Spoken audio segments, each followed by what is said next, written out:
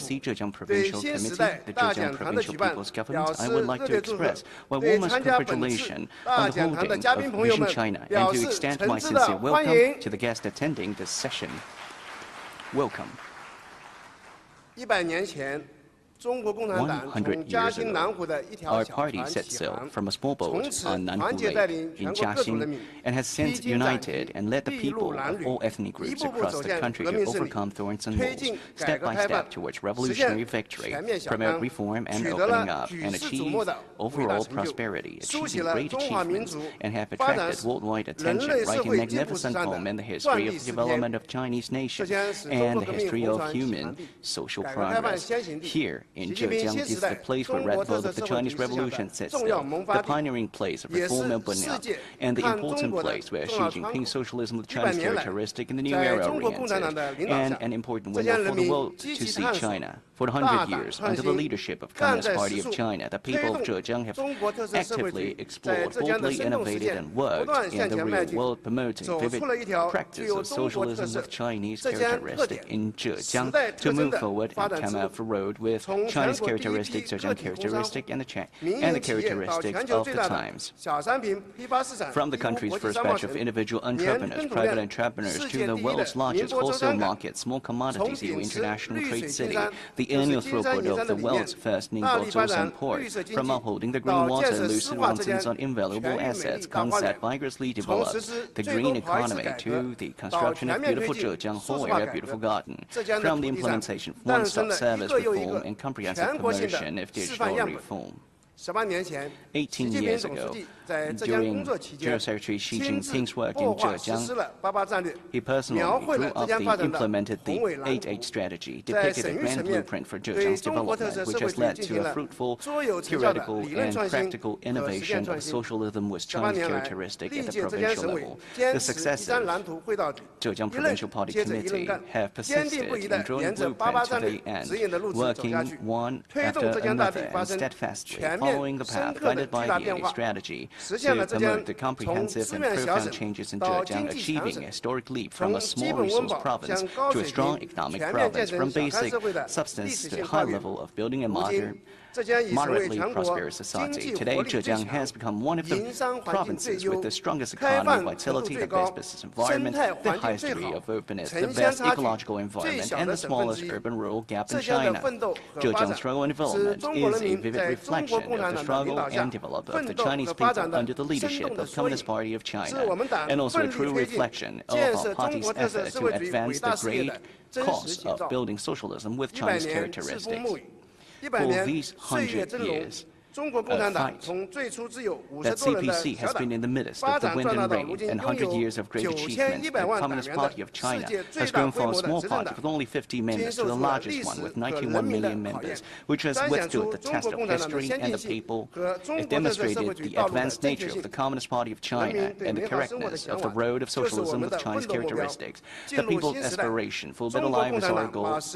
In this new era, the CPC has made realization of common prosperity an important goal of modernization and supported Zhejiang's high-quality development to build a model zone of common prosperity. Zhejiang Provincial Party Committee will take on the role of important window, adhere to the people as the center, so that the common prosperity can be seen, touched, and felt. We will continue to improve the quality and efficiency of development, accelerate the construction of modern economy system, and consolidate the material-based common prosperity. We will continue to deepen the reform of the income distribution system and focus on the building of shaped social structure with middle-income groups as mainstay, and to promote social equality. We will strive to narrow the gap between urban and rural regional development, to promote rural revitalization, and achieve quality sharing of public services. We will continue to improve people's life. We will continue to improve the quality of people's life, to enrich people's spiritual and cultural life, to build a beautiful Zhejiang in a high level. We will continue to promote the modernization of social governance system and governance capacity, to deepen the digital reform of government services and realize overall wise governance. We will use Zhejiang's development practice to provide provincial examples for the country to promote common prosperity, to show China's governance with Zhejiang's window, and to provide experience and sample of programs for the development governance of countries and major political parties in the world. I would like to express my sincere thanks to China Daily for setting up this VisionChina as a platform for dialogue and exchange, and to our distinguished speakers who gives us wonderful speeches. We wish this event a great success. I wish all of you, my friends, good health, good work, and good life. Thank you. Thank you. Thank you, Mr. Zhu. Thank you for your wonderful opening remark. And next, please welcome Zhou Shuchun, member of the Standing Committee of the 13th National Committee of the CPPCC, publisher and editor-in-chief of China Daily. Welcome.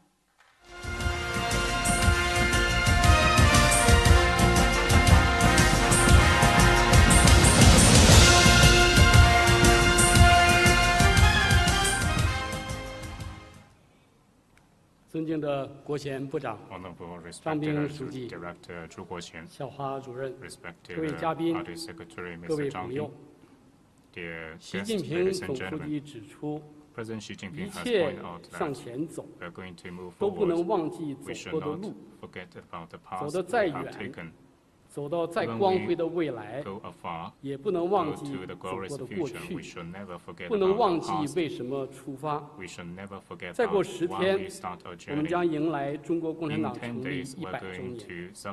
今天，我们在嘉兴南湖举行从红船走来，代表历史前进方向的人民政党为主题的新时代大讲堂，就是共同回顾展望，并向世界宣示，今天的中国来自哪里，新时代中国走向何处，红船是如何引领中国人民创造了震撼世界的伟大奇迹，红船将怎样引领中华民族走向更加辉煌的未来，也是共同认识和探究，并向世界展示中国共产党是一个什么样的党，中国共产党为什么能，马克思主义是怎样改变中国的，马克思主义为什么行，中国特色社会主义有怎样的优势，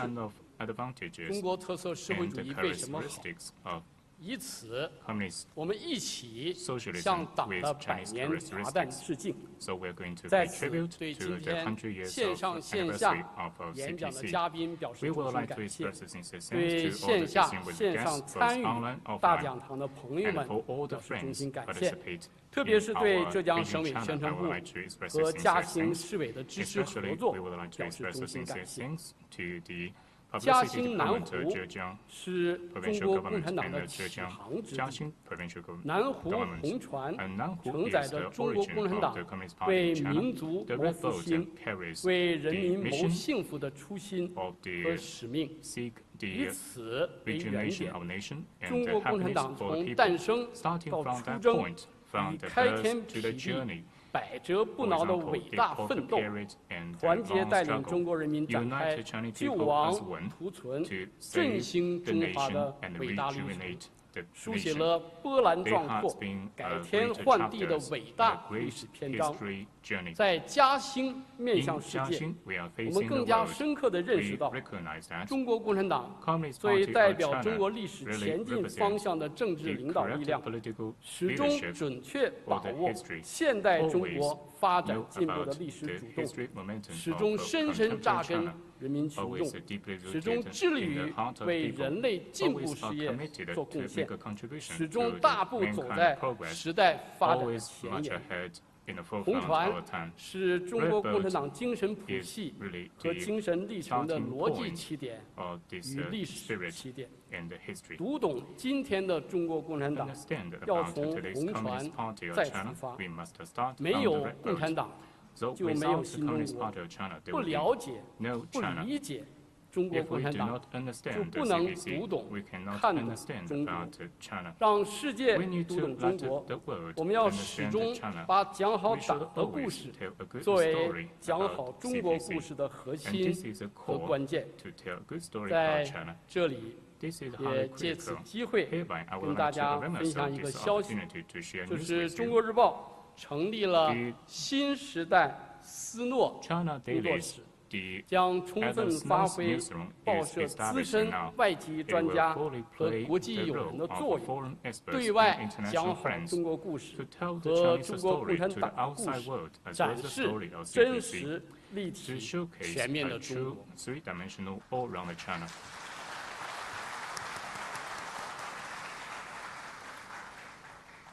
各位嘉宾、各位朋友，浙江是中国革命红船起航地、改革开放先行地，也是习近平新时代中国特色受理思想重要萌发地。从两山理论到八八战略，从之江新语到新理念、新思想、新战略，结合浙江的改革发展实践，我们就对习近平新时代中国特色受理思想有更深刻的领会、理解和认识。在浙江面向世界，我们要把阐释好、传播好习近平新时代中国特色受理思想，作为让世界读懂新时代中国的首要途径，彰显这一博大精神思想体系蕴含的强大真理力量，以思想为例，不断形成共鸣、共振、共识，确立新时代中国在当代世界发展进步大潮中的形象和地位。日前，中共中央、国务院发布关于支持浙江高质量发展、建设共同富裕示范区的意见，则预示着浙江改革发展走进新阶段，迈向新目标。我们要把浙江故事作为新时代中国故事的重要组成部分，同浙江省委宣传部和社会各界一起深入学习贯彻习近平总书记关于加强和改进国际传播工作的重要讲话精神，深化国际传播合作，拓展国际传播空间，透过折扇窗，全面彰显中国特色社会主义制度优越性，为促进中国与世界的交流沟通做出新的更大贡献。谢谢大家。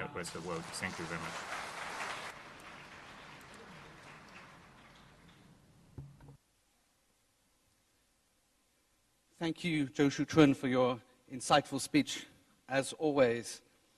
Next to deliver his opening remarks, please welcome Zhang Bing, Party Secretary of the CPC Jiaxing Municipal Committee. Welcome.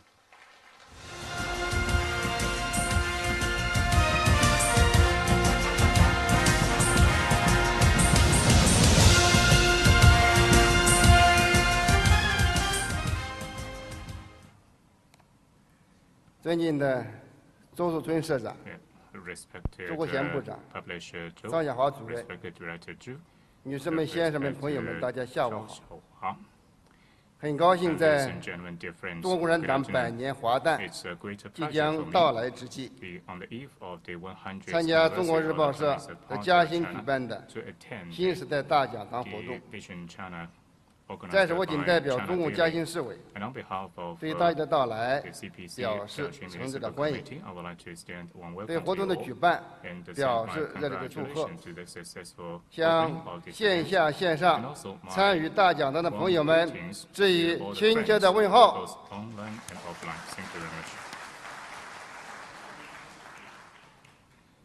嘉兴位于中国浙江省的东北部，处于长江与太平洋的交汇处，陆域面积4223平方公里，人口540万。嘉兴是中国共产党的梦想解放地。1921年，中国共产党在嘉兴南湖的一艘小船上通过了党的第一个纲领，产生了 the 党的 first 领导 program 机构， and the leading body was elected. 正式宣告 Proclaiming 中国人党的诞生。 the birth of the Communist 后来 Party 这 in 条 China. 小船被人们称为 Then 红 this 船， boat is called 嘉兴 Red 被 boat. 称为中国 Jiaxing 人党的 is 根脉 called 之地。 the root of Communist 复兴 Party 之 in 地 China and the origin 嘉兴 place. 是长三角的 Jiaxing 位于长三角的中心 is 腹地， located in the 也 central 是 area of 中国 Yangtze 国家 River 战略 Delta. 的要地。 It is a very important 在 strategic 东西南北 location 4个方向， in 4 directions. 分别与上海、 Jiaxing 苏 is 州、 adjacent 杭州、 to 宁波 Shanghai, Ningbo, 相邻 Hangzhou, and Suzhou, 距离都在 with 100公里左 distance 右。 around 100 kilometers. 当前，中国正在深入实施 Currently, China is 长江以北发展 deepening 国家 its 战略。嘉兴为 Yangtze 这样 River 的区 Delta 位和 integrated 交通优势， national strategy. 成为 Thanks to 国家 this 战略的 geographical 核心 location, 区。 Jiaxing has become its core 嘉兴 area. 是有着悠久历史 Jiaxing 的 has a long 文化 history 高地。 and a cultural legacy. 嘉兴境内的 In 马家浜文化 Jiaxing, 遗 for 址， example, Ma 有 Jiabang 7000年的 has 历 more 史。 than 7,000 years history. 嘉兴有2500多 Jiaxing 年的文 has 字记载史， 2,500 years of 1700多 written 年 history, 1700多年前的建成史， 1,700 years of city 历史上 construction 长 history, 期文化繁荣， and there has been 涌现出了 the 许多 cultural 文化 prosperity, 艺术领域 a 的 lot of the 名家大师。 elites and masters in 女士们、先生 Jiaxing. 们、朋 Ladies 友们 and，gentlemen, difference. 100年前， 100中 years 国共产党 ago, 从嘉兴南 Pires 湖的 until 红船上 China 起航， started the journey 经历100 in 年风 red 雨， boat in Jiaxing, 不变的方向 weathering 100就是为 years 人 of 民谋 rains 幸福， and storms, 为民族 and they are 谋 always 复兴。 seeking the happiness for people and regeneration 最近 for the nation. 我经常想 And 起 recently, 一位早 I 期杰出的中 sometimes 国共产 just 党人 recall 方 the 志敏同 famous 志 leader of Communist 在 Party 牺 in 牲前 China, 写下 Fang 的 Zhimin. 《可爱的中国》里的 Before 一 sacrifice, 段话， he wrote this 我 in 这里愿意和大 lovely 家分 China. 享。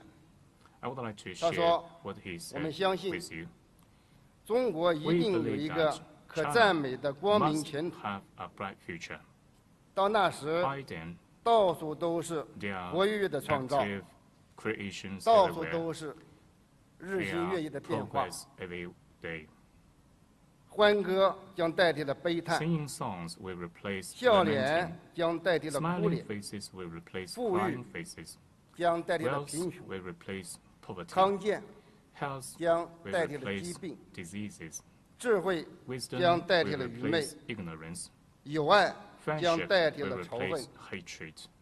生之快 The 乐 happiness of 将 life 代替了 will 使之忧 replace 伤 the，sadness of death. 明媚的花园将代替了暗淡 Brighter 的荒地。 gardens will replace bleak wastelands. 这时，我们的民族可以 At the 无 moment, 愧色地 Our 立在人 nation 类的面前， can stand in 而 front 生育我 of 们的 all 母亲 mankind without shame. 也会 The 最 mother 美丽 who 的 gives 装饰 birth 起 to 来， us will be 与世界 decorated 上各位 most 母亲 beautifully 平等地携 and 手了 join。hands with all the mothers in the world. 这么光荣的一 On 天 an equal，footing. 绝不在遥远的将 Such a 来， glorious day 而 will 在 never 很 be 近的 in 将 a 来。 distant future, 我们 but 可以这样相 just 信 in 的 the，near future. 朋友， We can believe it like this, my dear friends. 这就是中国人党人的信念 This 和 is 使 the 命， mission 是 and 共 the 产党 belief 人 of 崇 the 高理 Communist 想 Party 的 of China. 生动描 This 述。 is a vivid description of the 追寻 noble 这样的信念和使 belief 命， of the Communist Party in China. 在党的领导 Following 下， this 经 mission 过 and 长期 belief, 阶级奋 thanks 斗 to the leadership of Communist Party in 2020 China, 年嘉兴地区生产总 in 值已 2020, 经达到了 our 860亿 GDP 美元， has achieved 排在中国 86各城市 billion US dollars, 41位， ranking 41 among 大 all the 约是 cities in the whole 新中国 country. 成立时的 This is 1388 1,388 times 人均达到 compared with 1.6万美 the 元， founding of the new China.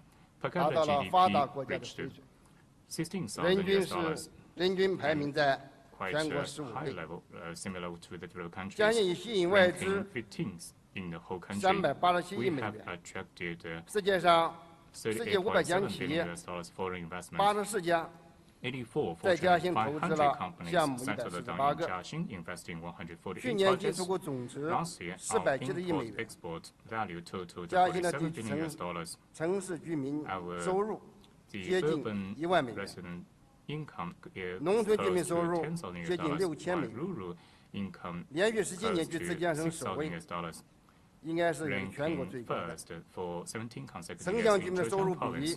是1.61 The 比 urban-rural income 这个比 ratio 例 is 在全国也 1.61 是 to 1, 最低的。 which is also taking the lead 同时，我 in 们 the 把 whole 经济 country. 发展的成果主要用于改善百姓的生活。老百姓可以享受到高水平的医疗保障、养老保障、基础教育等等，要很强的获得感、幸福感和安全感。中国日报是中国走向世界、世界了解中国的重要窗口。经过10年的发展，已经成为国内外人士首选的中国英文媒体，为讲好中国故事、传播中国声音发挥了重要作用。今天，中国日报社创办的新时代大讲堂走进嘉兴，已面向全球直播，聚焦中国共产党从南湖出发走过的100年光辉历史，研讨和探究中国共产党的成功密码。无论是对于促进国内外学术交流合作，还是向世界展示中国共产党为什么能，马克思主义为什么行，中国特色这里为什么好，都具有重要意义。中国有句话，一滴水可以折射太阳的光辉。嘉兴是中国革命红船起航的地方，也是新时代观察中国发展的一个重要窗口。我们可以自豪地告诉各位，方志敏烈士对未来美好中国的畅想，在嘉兴已经变成了现实。在此诚挚邀请各位朋友关注嘉兴，走进嘉兴，透过嘉兴之窗观察中国发展进步，感受100年大党风华正茂，在中国革命红船起航地看到美好中国的未来，以及未来中国的美好。女士们、先生们、朋友们，嘉兴这2个字在中文里是美好和兴旺的意思。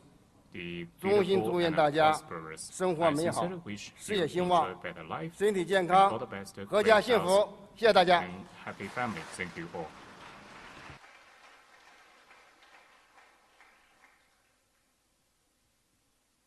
Thank you very much, Zhang Bing. Over the past 100 years, the CPC has united and led the Chinese people to build a new China, carry out reform and opening up, build a moderately prosperous society in an all-around way, win its fight against poverty and in the prevention and control of COVID-19, thus achieving the first centenary goal. And the journey has now begun to build a modernized socialist country in an all-around way.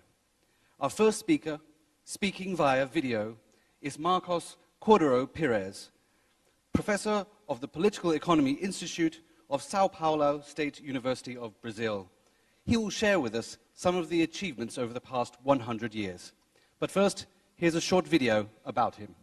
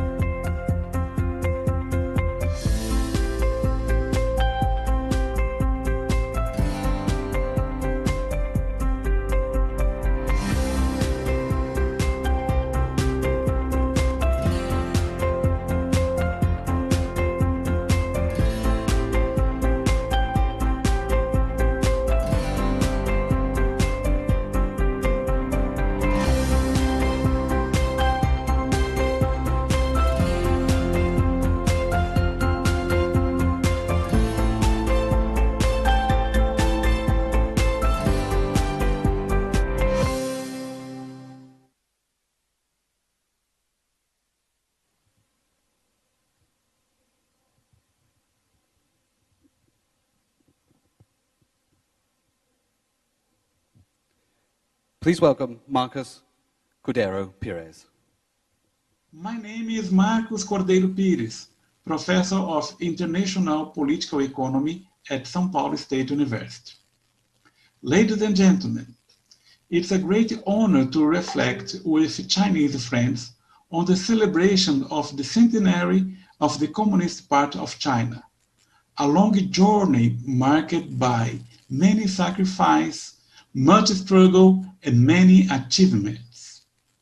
Few countries in the world have a past associated with one of the great civilizations of history. However, only the Chinese civilization can boast of having more than 4,000 years of continuity.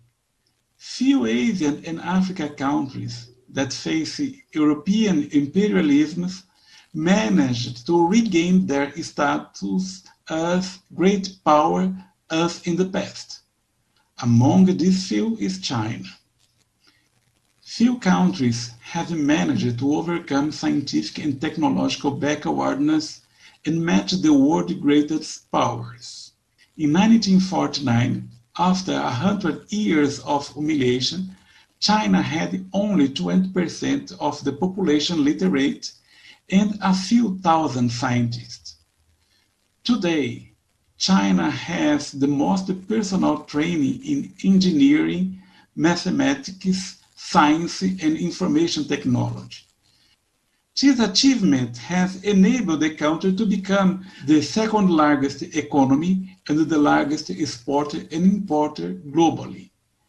In 2020, China was the first country to land a probe on the moon's far side, is leading 5G in artificial intelligence technology.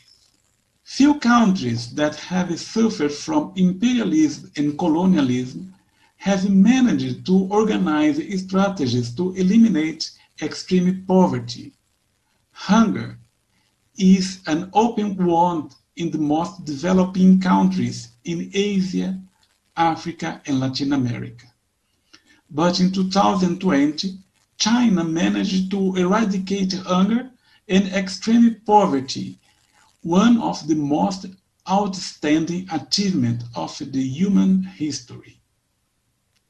Worldwide, millions of people have died of COVID-19. The major countries have suffered a sharp drop in their GDP because of the pandemic, and they still face difficulty to boost their economies.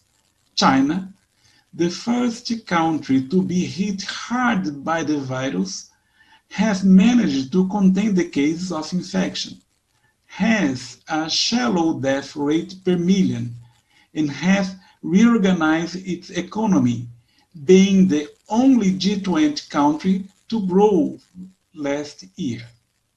It has developed vaccines that are helping several countries in the world to overcome the pandemic, mainly in Brazil, by using CoronaVac. While national selfishness is rising worldwide, China has become the primary suppliers of inputs and vaccines to contain the coronavirus. When we're looking for the reason for the achievements of China, two answers can be found. First one, the determination and resilience of the Chinese people, and the second one, the leadership of Communist Party of China. The success result from China's rapid growth have brought new contradictions, which are currently being addressed by President Xi Jinping leadership. Since 2013, new challenges have arisen, such as promoting a new type of urbanization, the improvement of living standards in rural areas, the widening of income disparities, the negative impacts of industrialization on the environment, the limitations of the middle income trap, the crisis of multilateralism, the emergence of nationalism at the global level, the pressures from Taiwan separatists, the trade war initiated by the United States, and more recently, the COVID-19 pandemic. All these issues are very complex, but China will overcome this challenge with the experience acquired by the millions of officials and leaders of CPC and the strong support of the Chinese people. We are sure that the country will achieve its goal as a socialist and fully developed nation in 2049. Thank you so much for the opportunity, and long life for Chinese people. Thank you. Yeah, thank you. Thank you, Marcos Cordeiro Pires. Thank you for your inspiring speech. Chinese President Xi Jinping has pointed out the importance of having a pioneering spirit and being epoch-making and daring to be the first. His stated spirit of upholding firm ideas and perseverances, as well as the dedication of building the party for the public and being loyal to the people. These are the sources of the Chinese revolutionary spirit and they make up a profound part of the Red Boat spirit. Our next speaker is Gert Grobler, former senior diplomat at the South African Department of International Relations and Cooperation. And his speech is titled, "The Red Boat That Changes a Nation's Destiny, View the World from Africa." And first, let's see a video clip about him.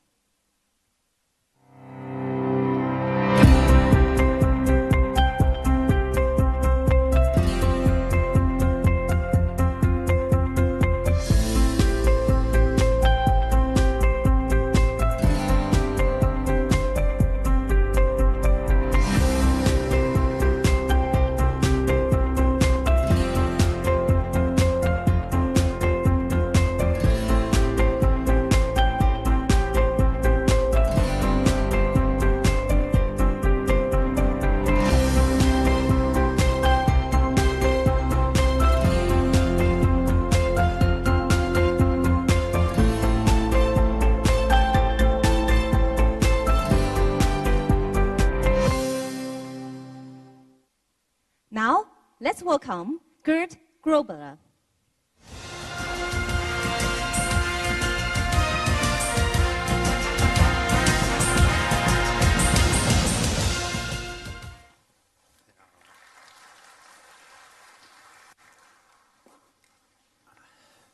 It is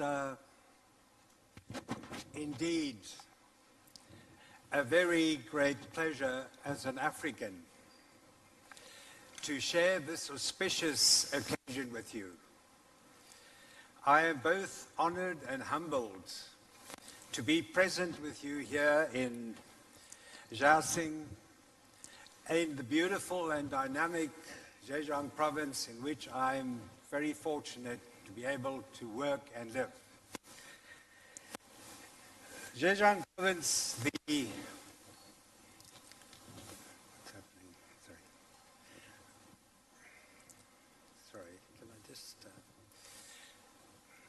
Can someone just help me with this? Sorry. It's not working.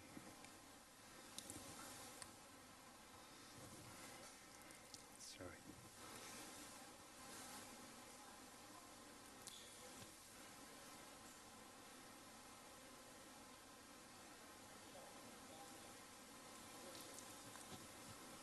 I'm sorry about that.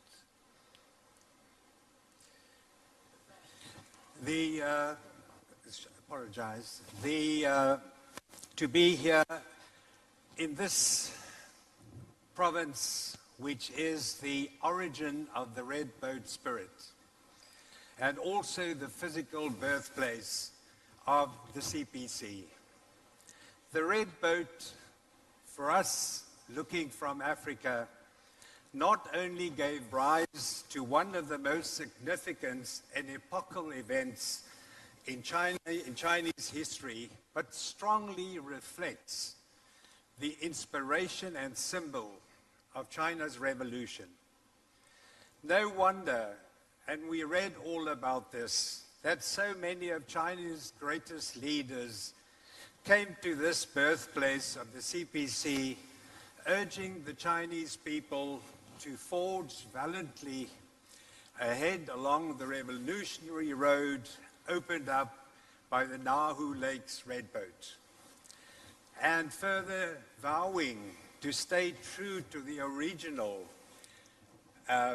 aspirations and serve the people, because under the CPC and later the creation of the People's Republic of China, the Republic truly belongs to the people, in keeping with the CPC's belief, I quote, "Don't forget the people or you will be forgotten by the people." To us as foreigners, but friends of China and its people, we sense that the red boat spirit lives and continues to flourish and bloom. The red boat sailed with the Chinese people down its revolutionary path, equipped them with a powerful spiritual force which has helped to make China achieve this remarkable progress, overcome challenges and defeat dangers, and to achieve the impossible. And the previous speaker very effectively alluded to that. It ensured that the Chinese people today have truly become the masters of their country and have taken control of their destiny. The red boat spirit and Zhejiang spirit reflect remarkable commonalities and synergies, which jointly put China on its road towards a moderately prosperous society and national rejuvenation of the Chinese nation, unified and together. And this is what we saw from an African perspective. I first arrived at the Institute of Africa Studies at Zhejiang Normal University in Genwa in 2019, and immediately felt welcome in that open, friendly, and livable city, where I and all my compatriots from Africa and elsewhere in the world have experienced nothing but kindness, respect, and goodwill from the people of this country at all levels and at all times. And I'd like to thank the people of China for that. In fact, it impressed me greatly how Zhejiang province and my city, Genwa, reflects the red boat spirit, how they embrace hard work, spirited creativity, innovation, and prioritizing entrepreneurship. I recently had the opportunity to revisit Hangzhou, cities such as Yiwu, Wenzhou, and addressed about 2 weeks ago a South African and Zhejiang Provincial Trade and Investment Conference in Yangkong. And it was very evident to me that the red boat spirit has strongly influenced the development of Zhejiang province. Zhejiang province has a booming economy. It was also already alluded to. Is an economic powerhouse, making daily phenomenal progress as a cradle and a hub of industrial, scientific, and technological innovation, which really augurs well for the province and, of course, for the country. I, for instance, saw huge potential for economic cooperation between Zhejiang province and my country, South Africa, and Africa. Huge potential. The sky is the limit. In fact, I wish to say something today that in my lengthy diplomatic career, I worked and lived, amongst others, in Germany, in Great Britain, in the United States, and in Japan. And nowhere had I experienced the same phenomenal intensity and scale of economic, technological, and social progress as I have witnessed in Zhejiang province and other parts of China since I arrived here in 2019. The Communist Party of China will celebrate its 100th anniversary very soon. From the humble beginnings of its red boat birth, the CPC now stands tall in the world. And given the long-standing traditional and fraternal ties between China and Africa that stretch over a very long period, the African Union and the African countries will celebrate with its Chinese brothers and sisters and convey its most sincere congratulations to the CPC on its remarkable achievements. Consistent economic growth achieved under the leadership of the CPC has enabled it to carry out the most successful poverty alleviation program in the history of the world. And China, through its huge economy, political stability, and unwavering commitment on multilateralism, international cooperation, will continue to play an ever-increasing significant role in global affairs, whether it's economic, whether it's public health, whether it's trade, technology and innovation, climate change, peace and security. China will be right there and working for a better world. In this process, China will present a formidable challenge to the West's hegemony in economics and governance, and China will defend the interests of the developing world in this process, as it constantly does. The CPC's achievements and the rise of Africa have had far-reaching implications for Africa. In fact, the rise of the CPC and China has been of immense benefit to Africa and its people. The CPC has been actively cultivating cordial relations with African countries particularly since the 95-55 Bandung conference in Indonesia, where Prime Minister Zhou Enlai put forward some very important principles on international relations and also dealing with Africa. The party, the CPC, provided material and ideological support to many Africa liberation movements and decolonization movements over the years. And as the relations between China and Africa have grown from strength to strength, and continue to do that, China has become Africa's largest trading partner, with a trade between the two sides now reaching $208 billion in 2019. China continues to strongly support Africa's efforts to contain the pandemic, which Africa deeply appreciates. China, with its successful growth path and model, is also a potential role model and has been working with Africa to explore development models for African countries that suits their own national conditions. Over decades, the CPC has displayed a growing sense of friendship and solidarity towards the continent, and strong links are continued to be forged between the CPC and African political parties, and regular dialogues are being held, which are welcomed by Africa. Through these inter-party exchanges, the CPC and the African political parties continue to promote greater mutual understanding, which adds momentum to cooperation and solidarity. And Africa knows that the CPC stands ready to work jointly with Africa and African political parties to promote the building of a community with a shared future for China and Africa. In fact, soon after I arrived in Zhenhua, here in beautiful Zhejiang province, I was very happy to sense the fraternal bonds of a shared destiny between China and Africa. It was a wonderful experience to sense that.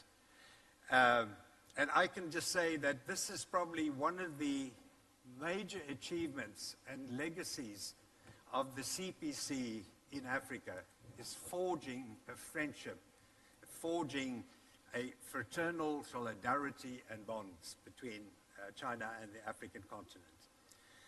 This CPC, in close consultation with Africa, was responsible for the active consolidation and promotion of China and Africa friendship, as I said, over many, many decades, because we have similar experiences. We were victims of colonialism. We have a friend-in-need relationship that developed over the years. And, of course, we all had common development challenges. China understands the problems of Africa. So my message today is that Africa and China friendship, solidarity, and cooperation remain stronger than ever before. It is my view that Africa and China, in fact, at this point, find themselves on the threshold of a new and exciting era of friendship and collaboration. Of course, very soon, the next meeting of FOCAC, the Forum on Africa-China Cooperation, China-Africa Cooperation, will take place in Senegal. Nowadays, finally, China's development has entered a new era with increasing economic, social, and security challenges, which implies that China's leadership and development are facing more arduous tasks. The world is, amongst others, facing grave economic problems, health challenges, security challenges, manifestations elsewhere in the world of weak global leadership, populism, a renewed Cold War mentality of encirclement and power and bullying politics. It will require enhanced vigilance, leadership, unity, and strength of all sectors of Chinese society to address these challenges. But as a good friend of mine and scholar, Martin Jacques, recently wrote, and he's actually going to speak to you later, but I prepared the speech before I knew he was going to participate. And I'd like to quote what he said very briefly, and I quote Martin Jacques. He said, I quote, "The CPC's extraordinary success is because it found a way during its 100-year history of combining a huge reforming capacity with a profound rootedness in Chinese society and culture," unquote. Then he went on further, and I quote again, he said, "To govern and lead a very different kind of country will require the CPC to continue its constant process of change and reinvention. The fact that it combines pragmatism with the great Chinese tradition of thinking long-term will stand it in good stead," unquote. I just want to say, finally, I agree fully with him. And I'm thus of the view, based on China's phenomenal achievements, excellent leadership, and the resilience of its people, the CPC and China will remain prepared for these risks and challenges and any unexpected developments, and will meet these challenges head-on and resolve them, and give the Chinese people even a greater sense of fulfillment, happiness, and security. I thank you.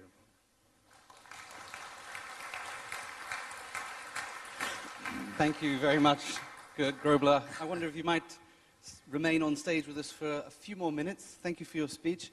And let's see if we can take a question from our audience.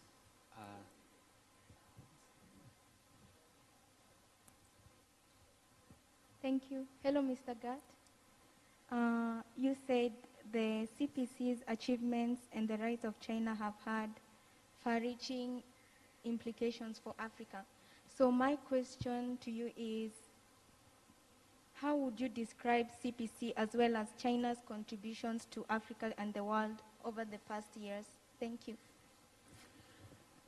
Thank you very much. I can write many books about that. But I will try, and thank you, I will try to be very brief. There is this excellent and growing relationship between China and Africa. And the cooperation between China and Africa takes place basically on 4 platforms. You have, first of all, the Forum on China-Africa Cooperation, FOCAC. Then you have the Belt and Road Initiative, very important. Then you have BRICS, in the context of the BRICS configuration. And then, of course, on multilateral level, the United Nations, all the international organizations in which China plays a very important role. And then, of course, on the bilateral level, country to country. But let me just take out one or two of the key areas. Economic, the first one is economic. China has and will continue to play a unique and important role in working with Africa towards sustainable economic growth and realizing self-sustainable development by promoting industrialization, human resource development, and urbanization, to mention just a few. But I mentioned China is Africa's #1 trading partner with $208 billion a year. That creates many jobs. It creates economic progress in these countries. I could perhaps just mention that the second largest country in terms of bilateral trade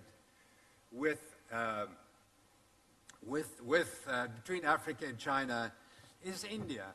India's total trade with Africa is $65 billion, which is not, it's about a quarter of what China's is. The US's total trade in 2019 with Africa was $44 billion. The other two big ones who do a lot of business on the continent is France. France is $45 billion. And Germany, 40 billion. So if you take all those four together, it still not comes to the level where China is. So that just shows the importance of and the contribution that China makes. The second, I quickly want to mention, Africa is going through a difficult time with COVID. So in the field of debt relief, China has been at the forefront to aid and support Africa with the crucial issue of debt relief. China is playing an important role in the G20 context and have comprehensively implemented the G20 debt service suspension initiative. So, very important issue of debt relief. Perhaps the most exciting one is infrastructure.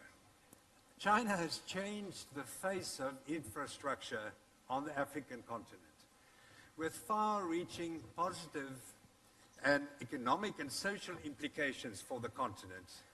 I could perhaps just give you a few figures. China has provided investment and financial support for Africa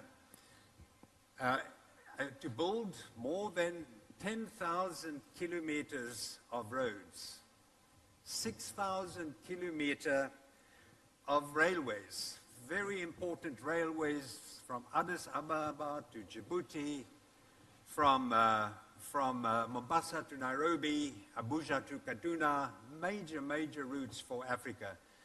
China has built 100 power plants. China has built 200 to 300 schools, and so I can go on. The last one I want to mention is health. The support that China has received, that Africa has received from China is remarkable, and it's been excellent. In fact, it didn't start now with COVID, it started with Ebola. And Africa knew that they could expect support from China. And I think all of you have read the very constructive speech made by President Xi Jinping at the Global Health Summit on the 21st of May. He was a voice of reason. He was a voice of reason at that conference, talking comprehensively what needs to be done in the world in terms of health governance. And also, he works with Africa, China works with Africa very closely in all these areas. So there are two final things on health I can mention. China has sent vaccines to more than 30 countries, African countries. And more recently, China is now working with Africa on the local production of vaccines, something that Africa really needs. And the last point I want to make is that China is busy in consultation with Africa and the African Union to build the Center for Disease Prevention Control in Addis Ababa, which is going to be a major contribution towards health. So these are just these 4 areas: economic, debt relief, infrastructure, and health. As I say, I can write books about all the other things that China is doing and how it helps and how it supports Africa. So I thank you. Ladies and gentlemen, join me in thanking Gert Grobler one more time. Thank you.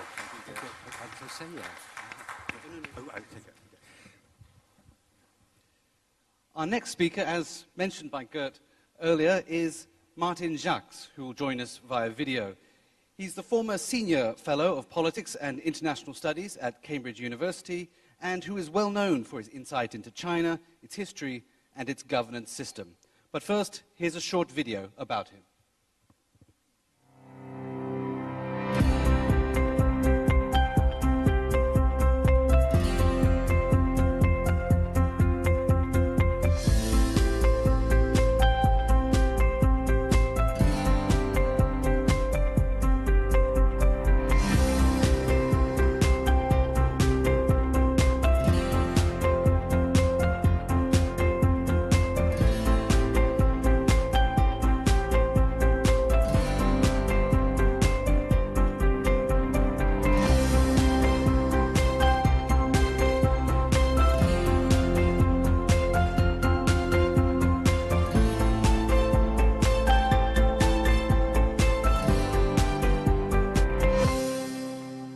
Please welcome Martin Jacques.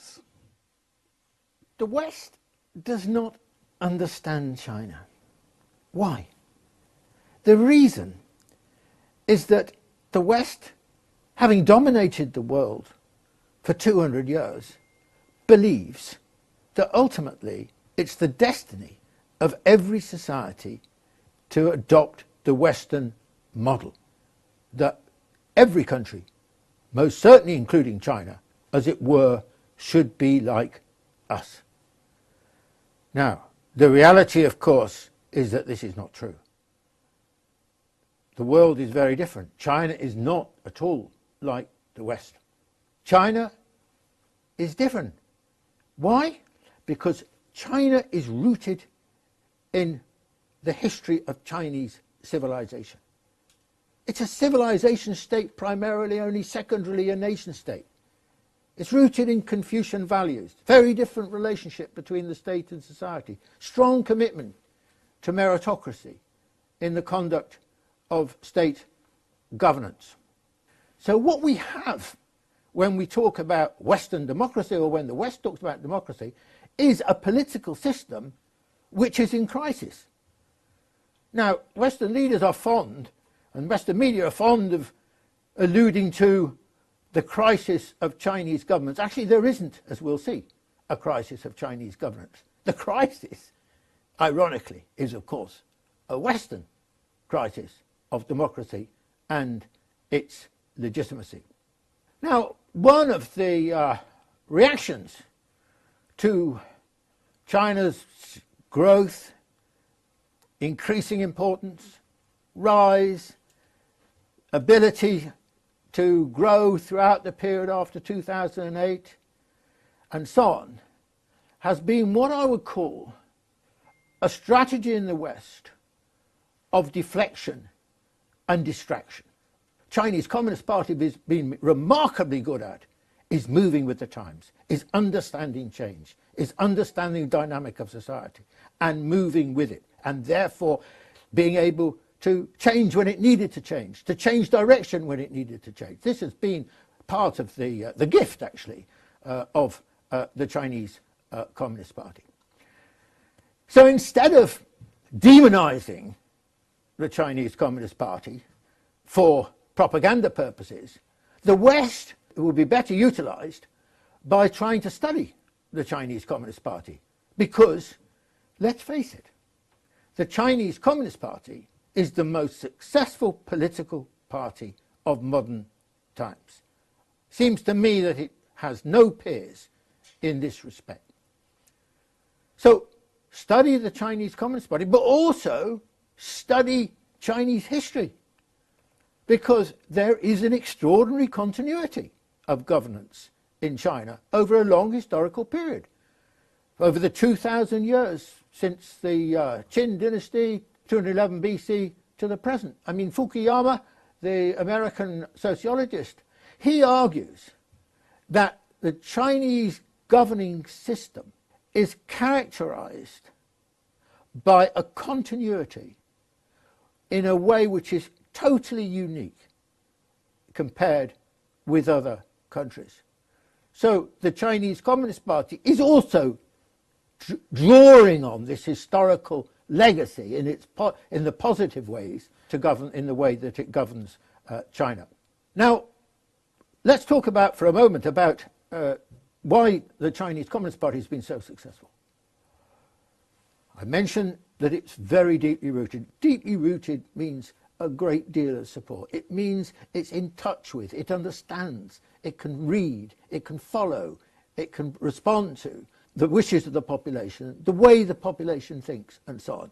The Chinese Communist Party, a lot of self-confidence that it is in step with the Chinese people. Another facet of the Chinese Communist Party, it has this extraordinary reforming capacity to be able to move with the times and reinvent itself. So we're dealing with really a remarkable phenomenon. I mean, I think that the Chinese Communist Party is an extraordinary phenomenon. And it's impossible to understand China without understanding the place and role of the Chinese Communist Party in the transformation of China. When I say the transformation of China, look, 1949, China was extremely poor. Today, the Chinese are not as rich as the Westerners, but they've come so far in such a short space of time. And already the Chinese economy is on the verge of overtaking the American economy as the largest in the world. That is an extraordinary history. China is deeply imbued with the concern about state competence. And the reason for that lies, again, a long way in history, back to Confucius in some senses, which is meritocracy. The importance and the status of those who are responsible for administering the country. So the brightest and the best are to be found in many ways within the institutions of government. Now, China is still obviously much poorer than the United States, for example, but in my experience, Chinese governance is much more competent than any of the Western governances, even though they, of course, enjoy a lot more in the way of resources.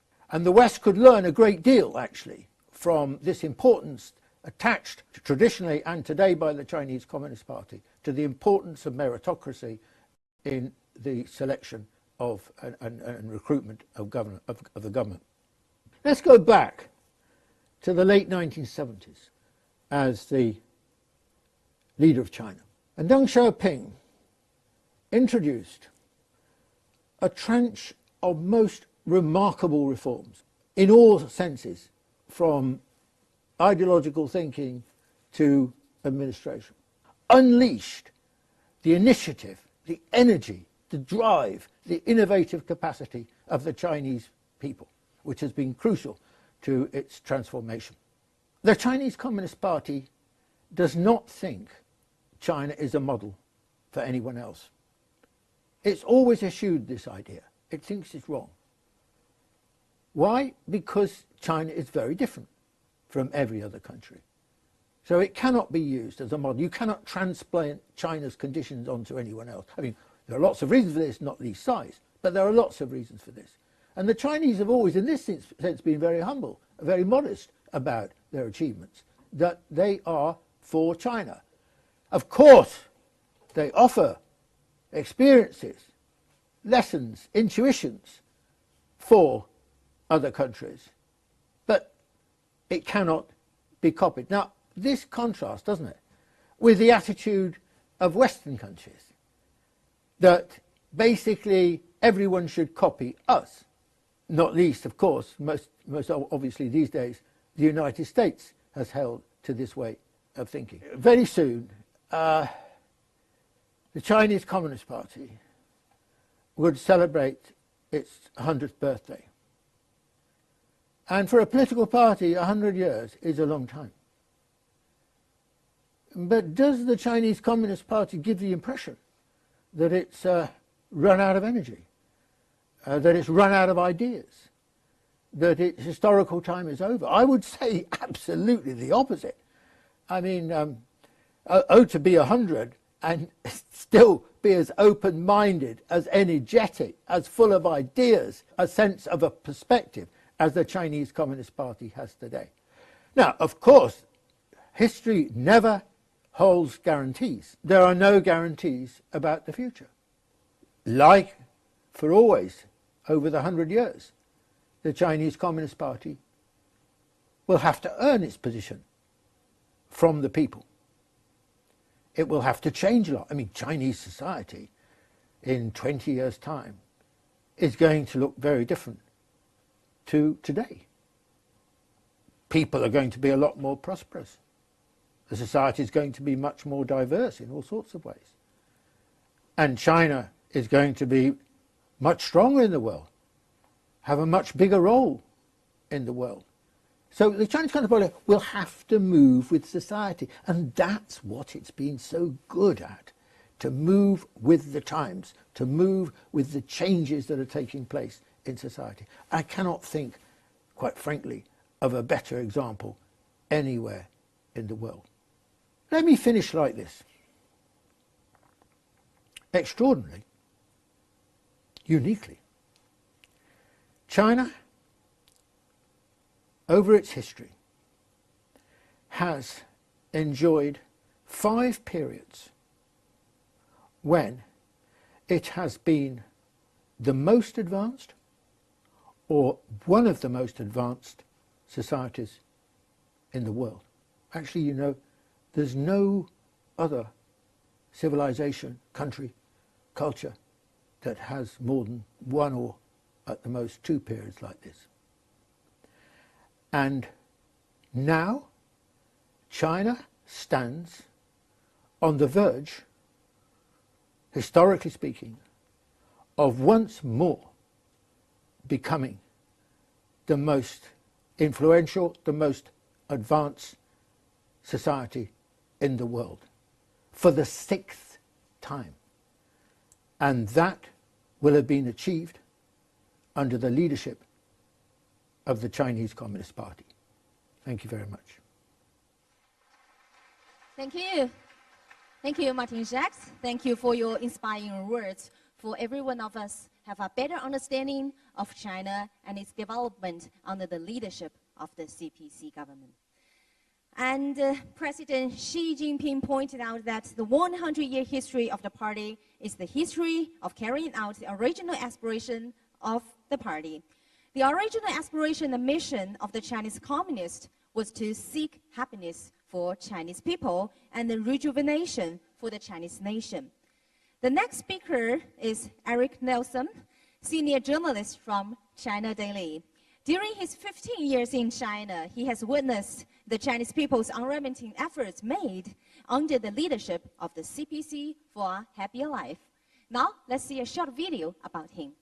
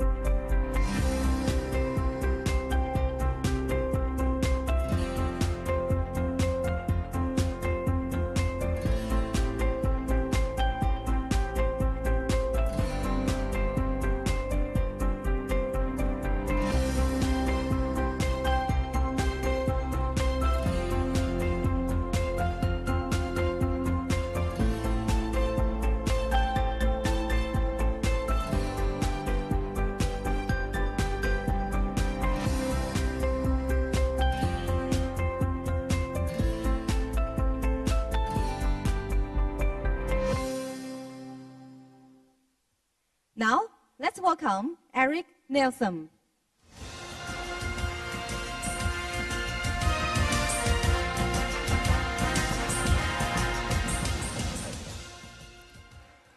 Ladies and gentlemen, I am honored for the opportunity to speak with you today about how China, under the leadership of the Communist Party of China, has achieved progress that is unprecedented in human history in terms of its speed, its scale, and its scope. And I have to say, it has also been an honor and a privilege to have spent the past 15 years with China Daily, traveling to every province on the Chinese mainland, including to many very remote and isolated, sparsely populated, or even uninhabited areas, such as the country's deserts, mountains, and forests, and the Qinghai Tibet Plateau, to cover such dimensions of the country's development as its poverty alleviation, its environmental protection, and disaster relief. That is, again, not to mention the overall economic, social, and cultural development.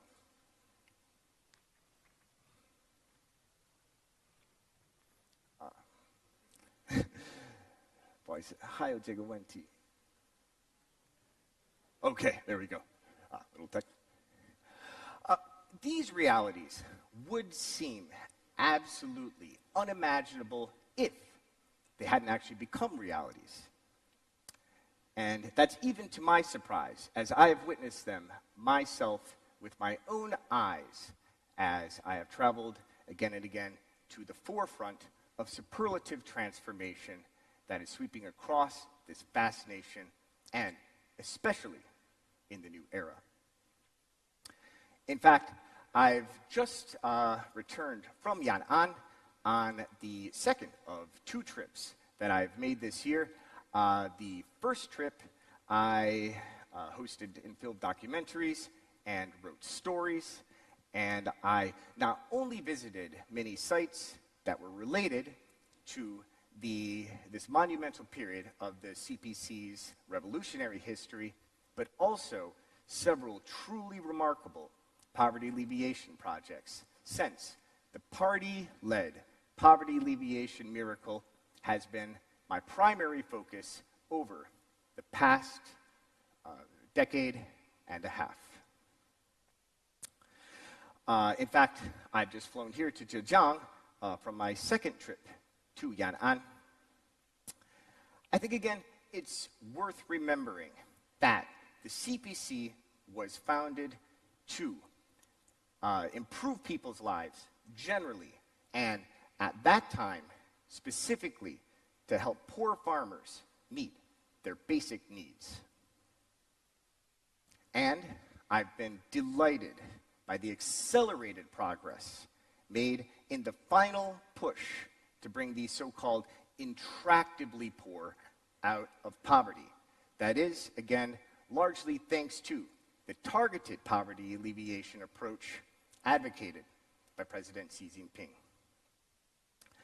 These journeys to Yan'an were particularly meaningful to me in several respects, especially since I was retracing the footsteps of American journalist Edgar Snow, who was the first foreign journalist to enter CPC-controlled territory and to engage the CPC in person, firsthand, as he chronicled this monumental period of the CPC's revolutionary history 85 years ago. And that has become especially meaningful to me now, since, to my great surprise, many people online, in media, and at relevant in-person events have started to refer to my new book, Closer to Heaven, A Global Nomad's Journey Through China's Poverty Alleviation, as the new Red Star over China of the 21st century, and to me, as the new Edgar Snow of the new era. Some have even jokingly coined the phrase Erika Snow, or Eric Snow.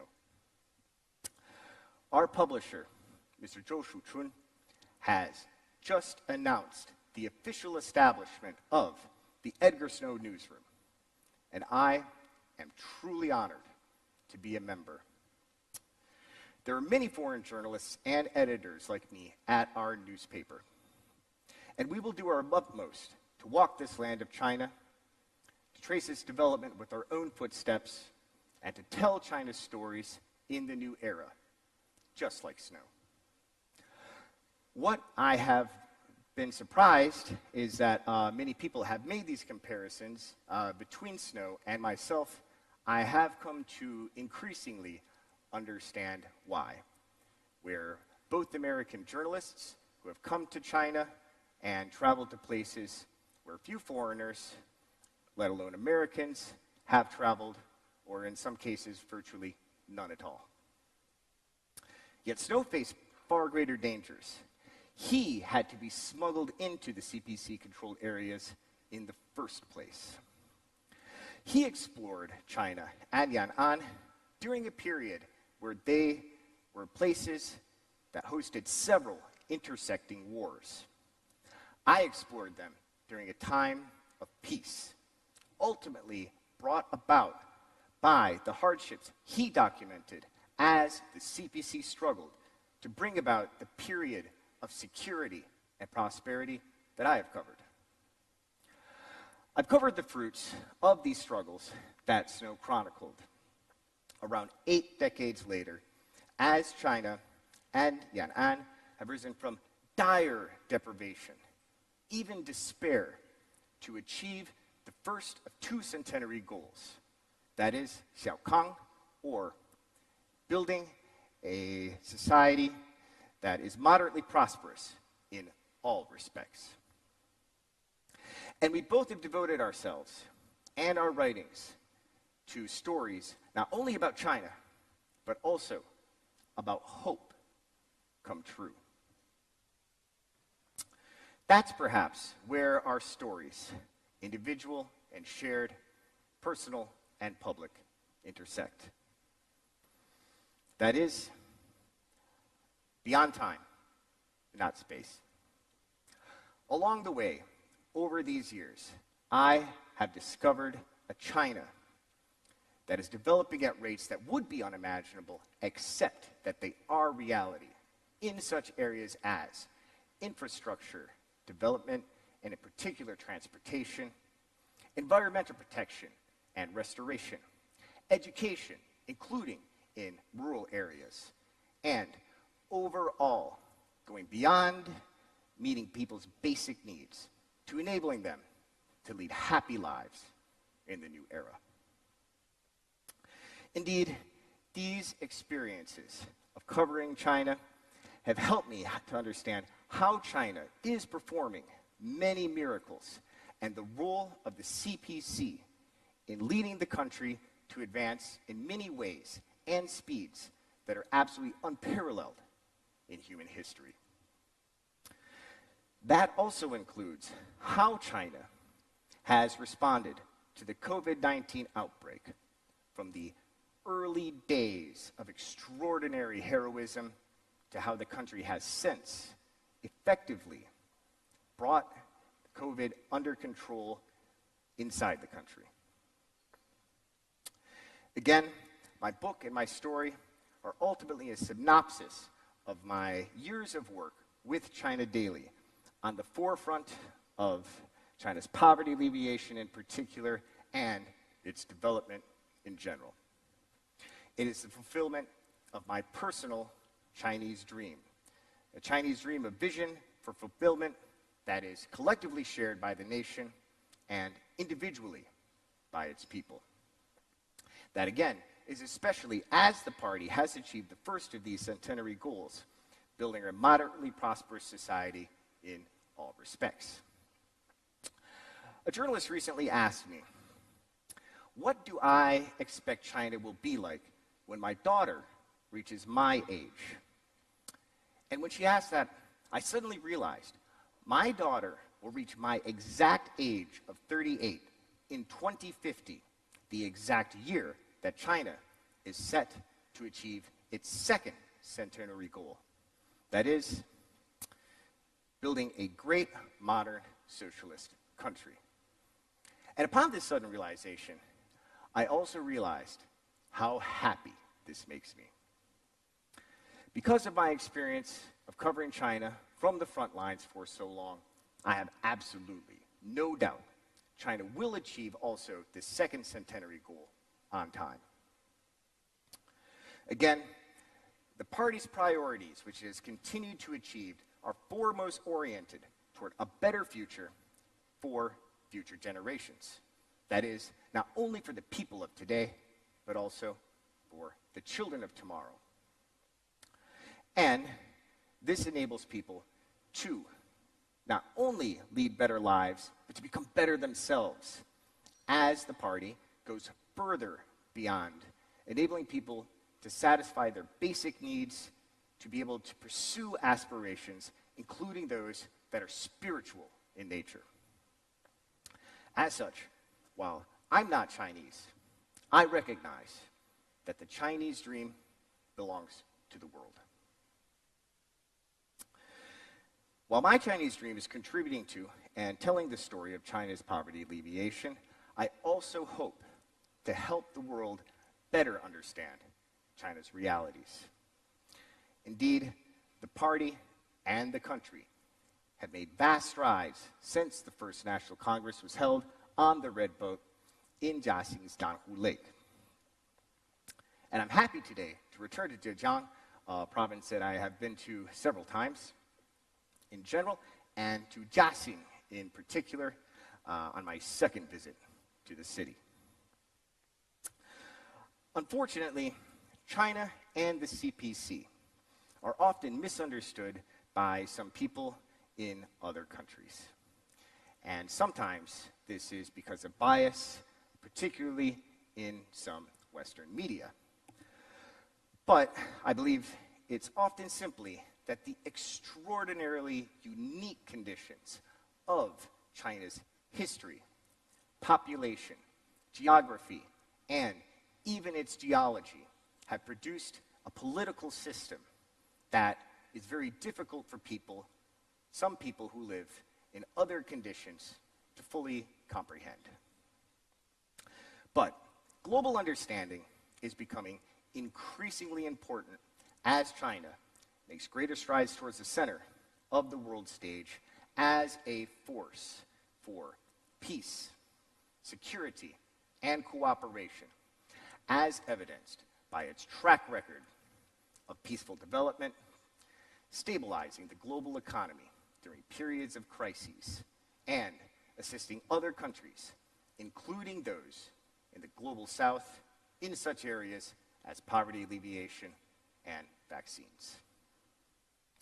Indeed, China faces many challenges in telling the story of its development under the leadership of the Communist Party of China for such reasons as the uniqueness of the party's operations among nations, misrepresentations in some media, and some cultural and linguistic differences in storytelling approaches between China and much of the rest of the world.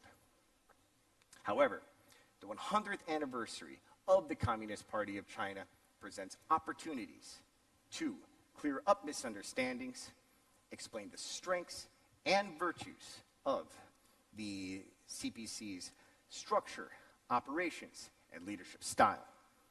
And most importantly, to better explain how the CPC has, over the past century and in recent years in particular, gone beyond reducing human suffering to ultimately improving the quality of life for 1.4 billion people, or roughly 1 in 6 people on our planet. Thank you.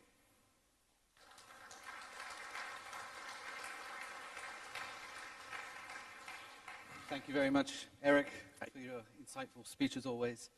I wonder if you might take the time to take a question from our audience? Oh, sure, absolutely. Okay. Where's the microphone? Okay. Okay, over here. Sure. Good afternoon, sir. I'm Sachi from Bangladesh. As I've seen, you almost travel every provinces of Chinese mainland.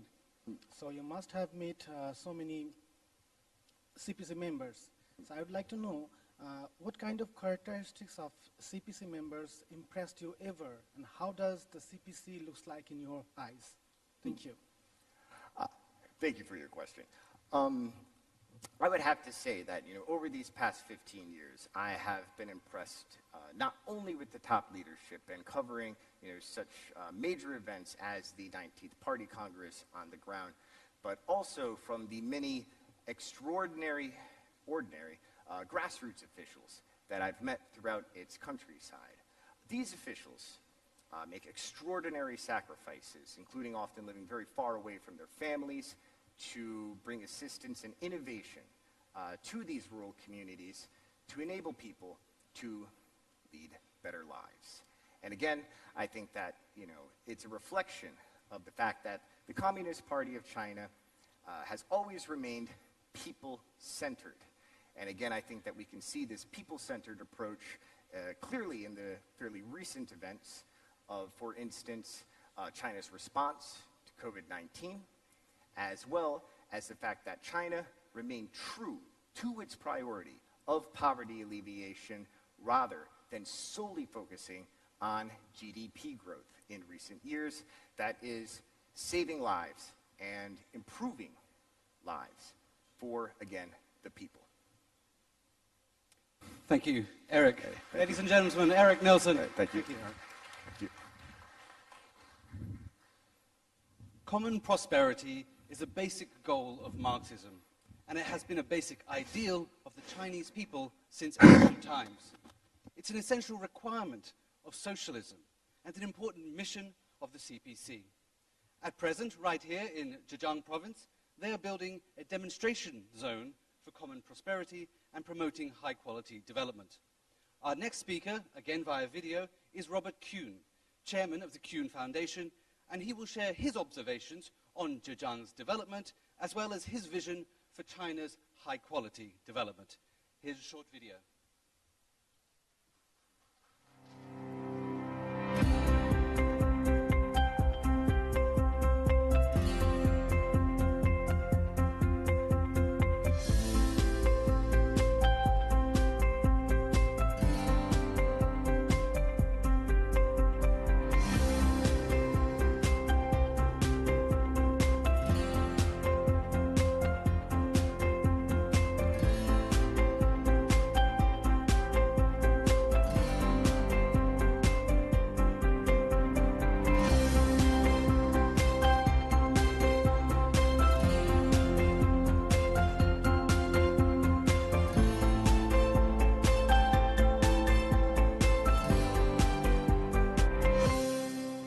Please welcome Robert Kuhn. Congratulate China Daily on its 40th anniversary. I have been privileged to work with China Daily for almost 30 years. President Xi Jinping rightly celebrates the success of China's poverty alleviation campaign, but he is also determined that China continue to improve by reducing relative poverty, close the wealth gap, and create common prosperity. This must be China's long-term commitment, and he allows no delay in making the transition. Continuing to improve is the same guiding principle that then Zhejiang Party Secretary Xi Jinping told me personally in Hangzhou in 2006. It is fair to say that we have achieved successes, she said at the time.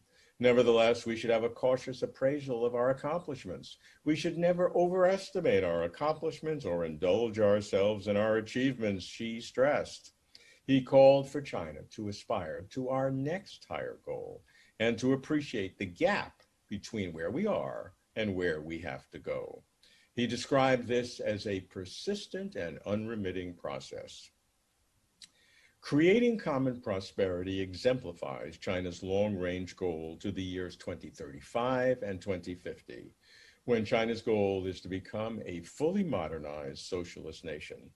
Without common prosperity, there can be no social stability, no national rejuvenation. Recently, China's central authorities issued guidelines for building East China's Zhejiang province into a demonstration zone for achieving common prosperity, rolling out multiple measures to enable Zhejiang to prototype China's national goal of achieving common prosperity. By 2025, Zhejiang should achieve per capita GDP of moderately developed economies, with its middle-income population as the majority. By 2035, Zhejiang should be basically have common prosperity with its per capita GDP of developed countries, including rural as well as urban residents. An essential part of the plan is rural vitalization, narrowing the rural-urban gap. In addition, for 2035 and 2050, China must be beautiful, with pollution greatly reduced. And here again, Zhejiang province is a pioneer. The challenge is how to motivate individuals and institutions to protect the environment. That's why, to investigate, I went personally to Zhejiang province. I began in Anji County, which transformed itself from a polluted mining area into a green center of ecology-friendly agriculture, industry, and tourism. How did it happen, and can it be emulated? Anji is located in Zhejiang's northwestern mountainous area.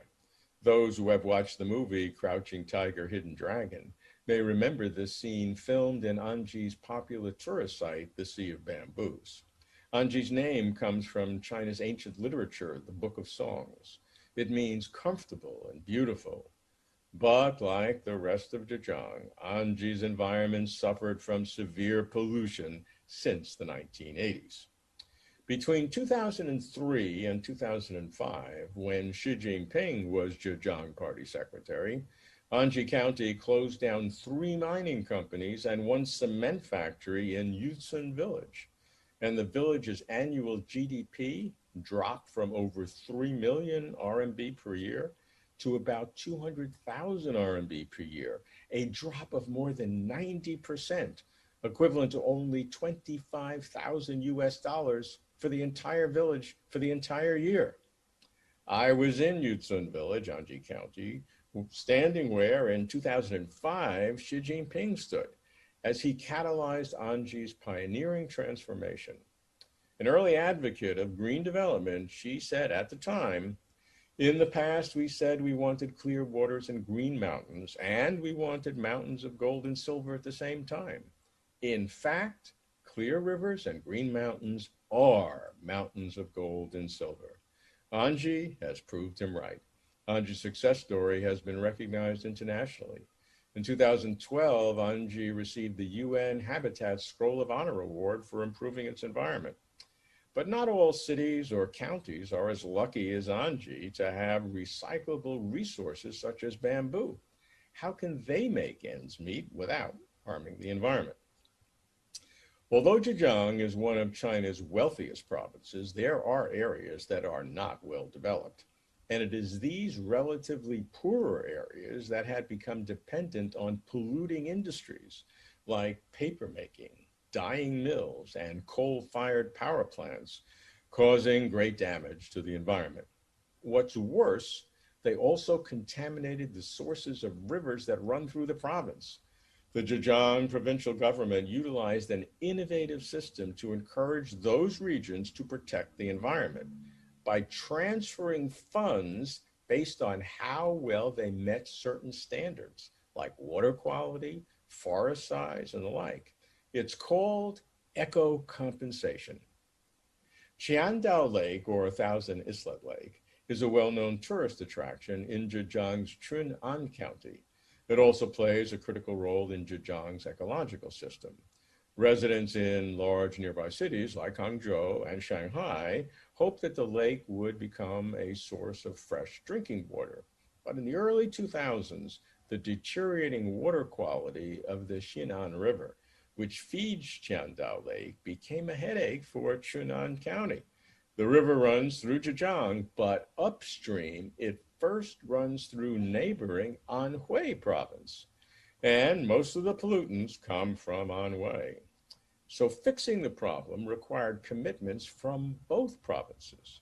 But why should Anhui, a less developed province, pay to improve the environment of Zhejiang, a more developed province?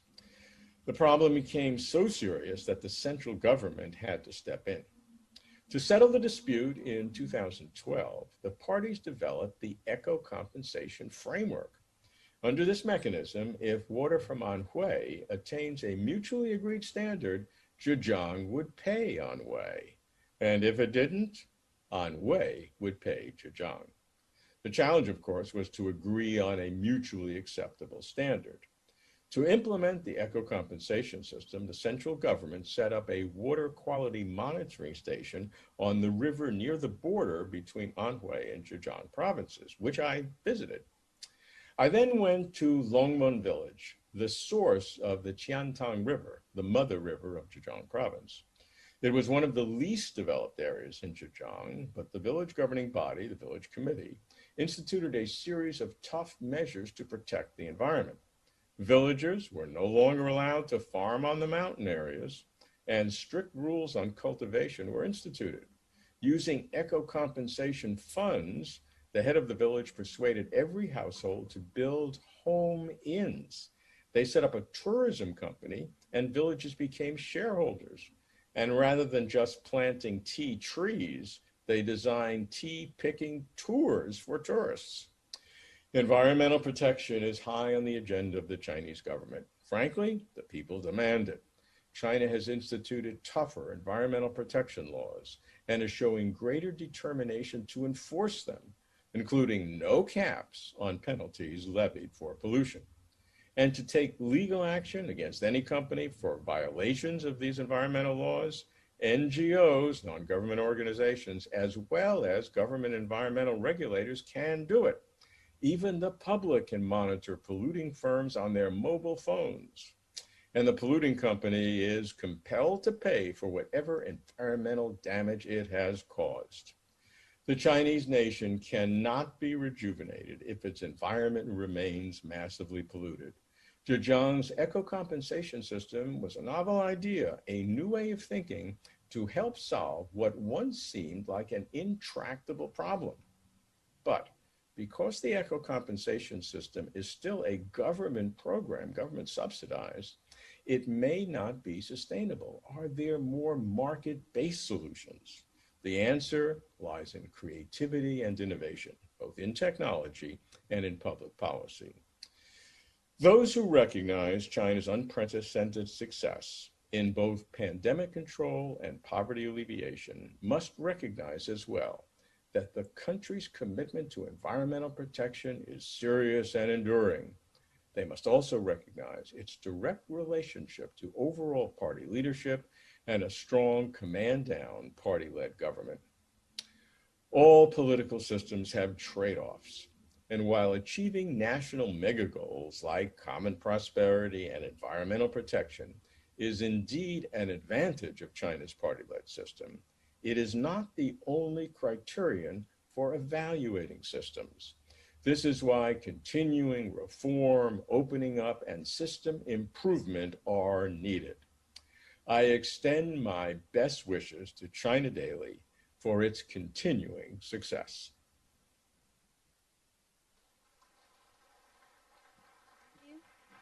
Thank you. Thank you very much, Robert Kuhn. It seems you really have a very deep and comprehensive understanding of Zhejiang province. Zhejiang is where the CPC set sail. It is a pilot area for reform and opening up, and it's the place where Xi Jinping's thought on socialism with Chinese characteristics for a new era came to light.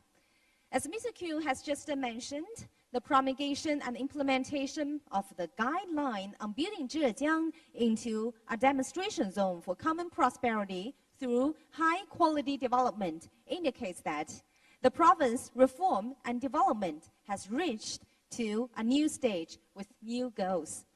Our next speaker is Dr. Peter Morgan. He's the Associate Dean of the Business School of the University of Northern Ningbo, China. First, let's see a video clip about him.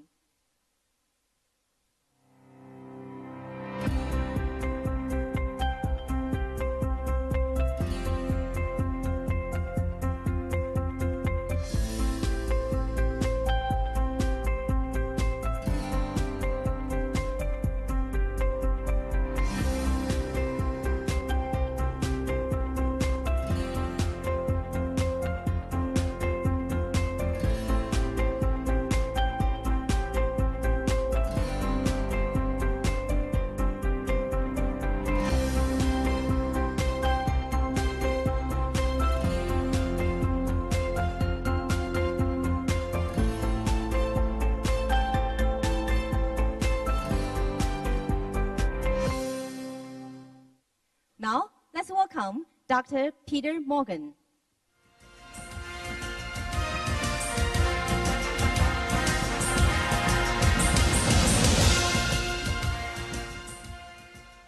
Dear honored guests, ladies and gentlemen, it is my honor to share with you some of my experiences as somebody who has lived in China, in Zhejiang, in Ningbo for the past 9 years.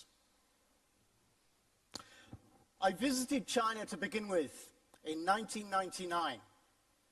But visiting a place is so different from living there. When you live in a place, you get to understand the people much better. When you live in a place, you get to understand how society works and how it functions. When you live in a place, you get an understanding of how life can function successfully and why, and not just gaze at the how and the what. People gaze when they're in awe. They gaze when they've had an unusual experience that is different. They gaze when they've experienced something special. Dealing with COVID has been about dealing with something special in a special way. I was in the UK in February 2020 when the epidemic in China and the situation here was grim. My first flight back was cancelled. My second flight back was cancelled. My third flight back brought me back to Zhejiang. I witnessed how the Chinese people, under the guidance of the Communist Party of China, were taking prompt action in order to deal with the COVID epidemic. And I witnessed that China had become one of the safest places to be. The party had been accountable to its people and dedicated to its needs. I came back. I went to work. I went shopping. No other country has had the ability to manage to control and recover from something that was wiping out millions and thousands around the world like China. No other system has had the ability to recover so quickly. No other place had given me a situation where I could feel as safe whilst around about me was going on a global catastrophe. Zhejiang has had 1,300 cases of COVID. That is less than half of what the UK has each day at the moment. Just one death. The party has done something special. And the Chinese people have been following the guidance of the party and the guidance of the government in actually making sure that life in China returns to something like normalcy. And in most places of China, it has. Then there's the issue of economic growth. People doing business with each other. Businesses doing businesses across the world started to rebuild that trust. people going to supermarkets, people going to shopping malls, of which there are many in Zhejiang, people going to restaurants and dining. The growth of retail and shopping malls is a sign of how life in China is returning to normal for the vast majority of people. Because for the past 23 years, Zhejiang has been the fourth fastest growing economy in China. Between 2019 and 2020, growth in China was at 3.6%, making GDP the staggering figure of 6.46 trillion renminbi. This has only been possible by the stability brought about by the leadership of the Communist Party of China. And everywhere I go, I see the riches of Zhejiang being used for the benefit of all. You know, in 2013, statistics indicate there were 80 million people living below the poverty line in China, in 832 different counties. In Zhejiang, that figure was 0. And has remained so ever since. Now, that doesn't mean that there isn't work to do. Work continues to raise people out of difficult situations, such as the development of income for rural communities in Jinyun County, where the solar power is enabling people to generate an income and a survivable revenue for themselves. The impact of Zhejiang's success, however, and you've heard that from other speakers already today, has not been in Zhejiang alone. Because the party has set up something called the East-West Pairing Off Cooperation Initiative, which runs across the whole country for the benefit of all. Here's how it works. The rich provinces supplement the income of the poorer areas. So Zhejiang has got investment in 8 counties in Qinghai province. As an example, it is giving 168 million renminbi to provide a school, and then is sending teachers to Qinghai in order to be able to deliver the education that the people need. And that's just one example. Other projects are ongoing in other places. When President Xi Jinping said, "I have spent more energy alleviating poverty than anything else," Zhejiang followed the example. And now, as you've heard, Zhejiang has been given the status of demonstration city for common prosperity because of the progress it has made in addressing the problem of unbalanced development, all of which has taken place under the leadership of the Communist Party of China in Zhejiang. Our thanks to you, sirs. And that is how Zhejiang has been successful. With the economic possibilities of its location, with the Ningbo Zhoushan port, with the IT operations that have been based in Hangzhou, and the beautiful mountains and the tourism of areas such as Lishui, all of these were merely possibilities that the party leadership took as opportunities to enable the growth of Zhejiang. Possibilities. The party leadership in Zhejiang saw what was possible and developed and formulated strategies for the province's long-term success. All the ideas: poverty alleviation, economic development, cultural development, harmony, all of those were right at the core of what happened in July 1921. On the Red Boat, right here in Jiaxing City, in Nanhu, with 13 CPC delegates declaring the founding of the party. with the boat becoming a symbol of the party's pioneering and courageous spirit of the party's early leaders. I read an article in China Daily which said Zhejiang province represents the juncture of China's past and future. The birthplace of the red boat spirit, the eastern province embodies the country's revolutionary hallmarks of innovation, hard work, and dedication. I totally and utterly agree, and long, long, long may that continue to be the case. 谢谢大家. Dr. Peter Morgan, thank you very much. Your passion for Zhejiang is clear for everyone to see. I have a question for you online. You've been in Zhejiang now for almost 10 years. What's your personal experience of the CPC's people-centric governance philosophy? Okay. Any government, thank you for the question. Any government has got two obligations. Number one, the economic prosperity of its people.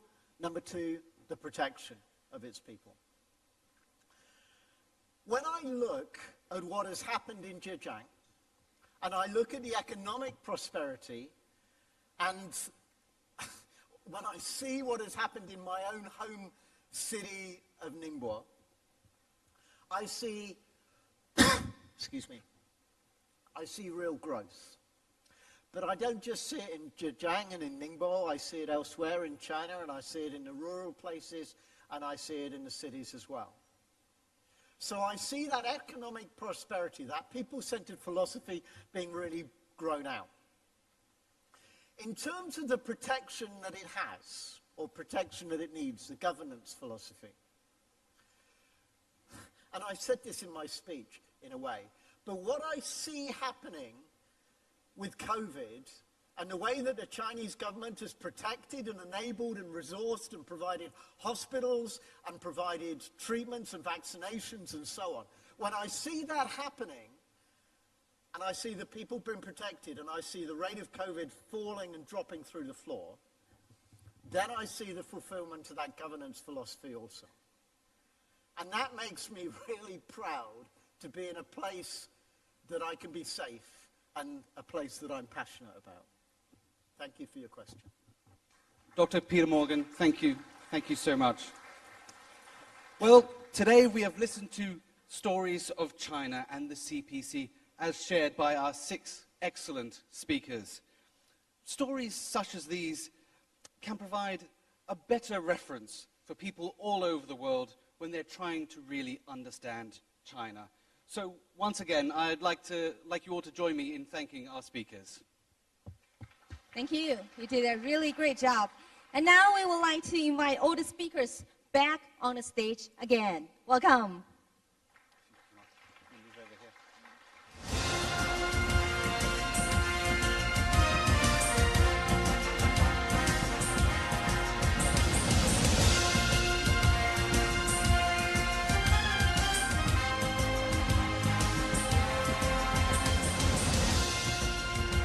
And also, I would like to invite Mr.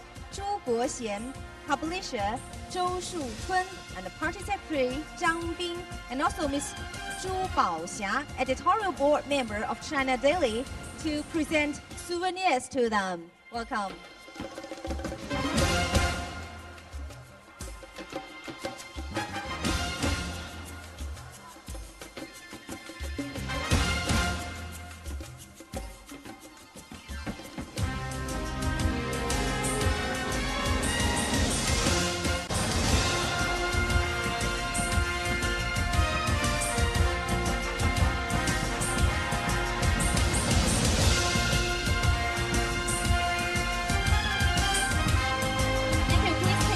Together.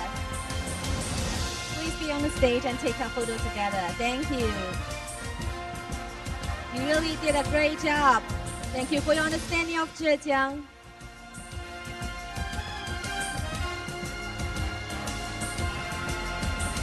Thank you. All right. Thank you for the honored guests speakers and also the distinguished leaders. Please back on the stage. Thank you. Well, thank you all, and that's all we have time for today for this edition of Vision China. For the latest updates, visit www.chinadaily.com.cn, download the China Daily app, or follow China Daily on WeChat, Weibo, Facebook, or Twitter. Stay tuned for upcoming Vision China events, where we will be discussing key issues surrounding mutual development and understanding facing the China and the world. That's all from us. Thank you very much. Bye-bye. Thank you for coming. Bye.